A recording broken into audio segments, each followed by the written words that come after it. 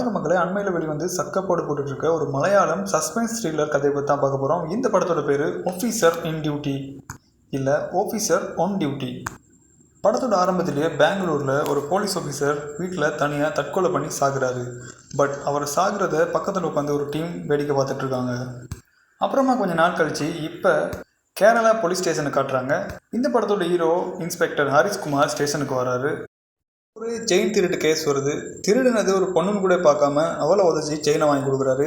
So இவர் ரொம்ப கொடூரமாக நடந்துக்கிறாருன்னு ஸ்டேஷன்லேருந்து பெரிய இடம் வர இவரை திட்டுறாங்க. அடுத்ததாக ஒரு பஸ் கான்டக்டர் ஒரு கம்ப்ளைண்ட் பண்ணுறாரு. என்னென்னா 2022 தான் மகளுக்காக ஆசையாக ஒரு செயின் வாங்கினேன். இப்போ வைஃப்டு ஹாஸ்பிட்டல் செலவுக்காக அந்த செயினை கொண்டு அடகு வைக்க போனேன்.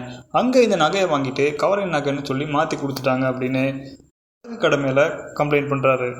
ஸோ போலீஸ் இதை விசாரித்து பார்க்கும்போது அடகு கடை சொல்கிறதுல உண்மை இல்லை, இவர் கவரிங் நகையை தான் கொடுத்துருக்காரு. அதே நேரம் அவர் சொன்ன கடையில் 2022 உண்மையாகவே நகையும் வாங்கியிருக்காரு.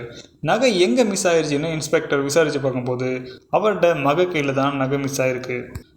பஸ் கண்டக்டரோட மகள்கிட்ட நகை எங்கேன்னு விசாரிக்கும் போது அவள் சொல்கிறா நகை மிஸ் ஆகிட்டுன்னு. பட் நகை மிஸ் ஆகியிருந்தால் நீ அவங்க அப்பாட்ட சொல்லியிருப்பியே, உண்மை என்னாச்சுன்னு கேட்கும்போது ஏதோ ஒரு விஷயத்தை அவள் சொல்ல மறைக்கிறான். அப்புறமா நாளைக்கு உங்கள் அப்பாவோட ஸ்டேஷனுக்கு வான்னு சொல்லிட்டு அவர் கிளம்பிட்டுறாரு. பட் ஸ்டேஷனுக்கு வர பயத்தில் அவள் சூசைட் பண்ணிக்கிறா. அப்புறமா அந்த செயினோட ஃபோட்டோவை காட்டி ஊரில் இருக்க எல்லா நகைக்கடையிலையும் விசாரிக்கிறாங்க. அப்போ தான் ஒரு விஷயம் தெரிய வருது. என்னென்னா அதே செயினோட சேர்த்து இன்னும் 2 செயின், அதாவது 3 செயினாக ஒரே நாளில் ஒரே அடகு வச்சுருக்காங்க.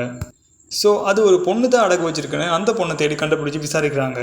அவள் ஒரு துணி கடையில் வேலை செய்கிறதாகவும் தன்னோட கடைக்கு உடுப்பு வாங்க வந்து ஒரு பொண்ணுகிட்ட இருந்து அவள் ஆட்டையை போட்டதாகவும் சொல்கிறா. சிசிடிவி கேமராலையும் அந்த சம்மந்தப்பட்ட பொண்ணை அவள் காட்டி கொடுக்குறா. இப்போ அந்த பொண்ணு யாருன்னு போலீஸ் தேட ஆரம்பிக்குது. அதுக்கிடையில் இன்னொரு போலீஸ்காரர் சாம் என்ற ஒரு ட்ரக் அடிக்டை அரெஸ்ட் பண்ணி அவனை ஜெயிலில் போட்டதால் இந்த போலீஸை பழிவாங்கிற நோக்கத்தில் அவரோட பொண்ணை லவ் பண்ணுறன்ற பேரில் தப்பாக வீடியோ பண்ணி அந்த வீடியோ ரிலீஸ் பண்ணி அந்த பொண்ணு சூசைட் பண்ணிக்கிறா. ஸோ அவனை பிடிச்சி வந்து விசாரிக்கிறாங்க. அந்த இடத்துக்கு வந்த இன்ஸ்பெக்டர் அவனோட லேப்டாப்பை பார்க்குறாரு. பார்த்த உடனே ஷாக் ஆகி அந்த பையனை அடித்தே கொன்னுடுறாரு. பட் இந்த குலப்பழியை அந்த இறந்த பொண்ணோட அப்பா இருக்கார்ல, அந்த போலீஸ்காரரை ஏற்றுக்கிட்டு ஜெயிலுக்கு போய்ட்டுறாரு. அந்த ஷாமை அடித்து கொண்டுட்டு கோமா வீட்டுக்கு போனவர் வேகமாக அவரோட மகளோட ரூமுக்கு போய் அவளை வெளியே கூப்பிட்றாரு.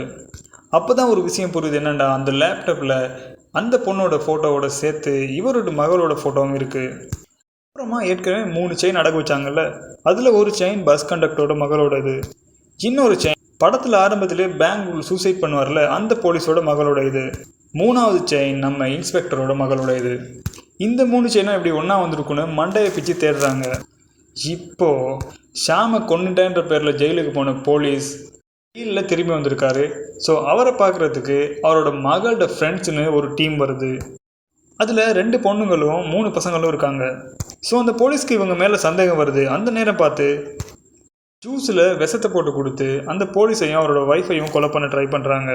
ஏன்னா அவங்க வேறு யாரும் இல்லை, ஷாமோட நெருங்கின ஃப்ரெண்ட்ஸ்.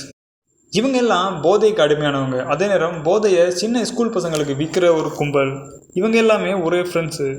உயிர் போகிற கடைசி நேரத்தில் அந்த போலீஸ்காரோட ஒய்ஃப் உங்கள் ஃப்ரெண்டை கொண்டு வந்து என் புருஷன் இல்லை, இன்ஸ்பெக்டர் ஹரிஷ்குமார் தான்னு அவரை மாட்டி விட்டுறாங்க. இப்போ இன்ஸ்பெக்டர் ஹரிஷ் தேடி அந்த குரூப் கிளம்புது. அதே நேரம் அந்த டீமில் உள்ள அந்த பொண்ணை தேடி இன்ஸ்பெக்டர் ஹரிஷ் பெங்களூருக்கு கிளம்புறாரு.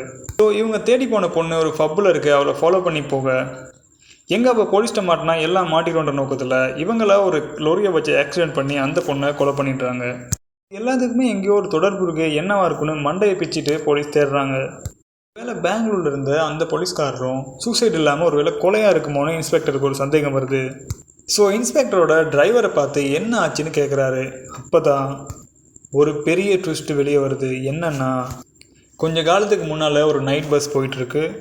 அந்த பஸ்ஸில் இந்த பசங்களில் 3 பேர் ட்ராவல் பண்ணுறாங்க. அவங்க பஸ்ஸுக்குள்ளே வச்சு போஜையை எடுத்துகிட்டு கிஸ் பண்ணி லவ் பண்ணிட்டு வராங்க.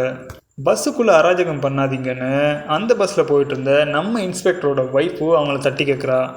போதையில் இருக்க அந்த பையன் உடனே இவளை அரைஞ்சிட்றான். உடனே அவள் அங்கே இருக்க கண்டக்டர்கிட்ட சொல்லி பஸ்ஸை போலீஸ்க்கு விட சொல்கிறா. திரும்ப கண்டக்டரை வந்து தட்டி கேட்க கண்டக்டரையும் அடிக்கிறாங்க. உடனே கண்டக்டர் போலீஸுக்கு கால் பண்ணிவிட்டு பஸ்ஸை ரோட்டில் ஓரமாக நிறுத்தி லாக் பண்ணி வச்சுட்றாங்க. இப்போ போலீஸ் வந்து இவங்களை அரெஸ்ட் பண்ணி இவங்கள்ட்ட இருந்து கோக்கைனையும் எடுத்துகிட்டு போகிறாங்க. போகிற வழியில் அந்த காஜி பிடிச்ச போலீஸ் அந்த கோக்கைன் எடுத்து அவரும் குடிக்கிறாப்புல. இந்த போலீஸ் வேற யாரும் இல்லை, பெங்களூர்ல சூசைட் பண்ணிட்டாரே அவர் தான் இவர். ஸோ 2 பொண்ணுங்களையும் பார்த்ததும் போதையில் ஜீப்பை ஓரமாக நிறுத்த சொல்லிட்டு அந்த பொண்ணுங்களை ஒரு இடத்துல கட்டி வச்சு ரேப் பண்ணுறாப்புல. இப்போ உங்களுக்கு கதை புரிஞ்சிருக்கும்னு நினைக்கிறேன்.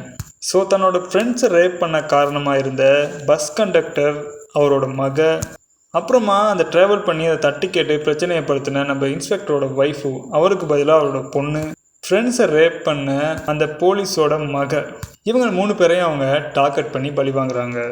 அடுத்து ஒரு மாதிரி கண்டுபிடிச்ச இன்ஸ்பெக்டர் அவங்க 3 பேரையும் அடித்து துவச்சி போலீஸில் சரண்டர் பண்ணுறாரு. அப்புறமா பெயிலில் வெளிவந்து ஹாப்பியாக திரும்பவும் கோக்கைன் வாங்கி உள்ளே இழுக்கிறாங்க. கொஞ்ச நேரத்தில் அவங்க அவ்வளோ பேரும் அந்த இடத்துலையே ரத்தம் கக்கி சாகுறாங்க. முன்னுக்கு பார்க்க இன்ஸ்பெக்டர் ஹரிஷ்குமார் நிற்கிறாரு.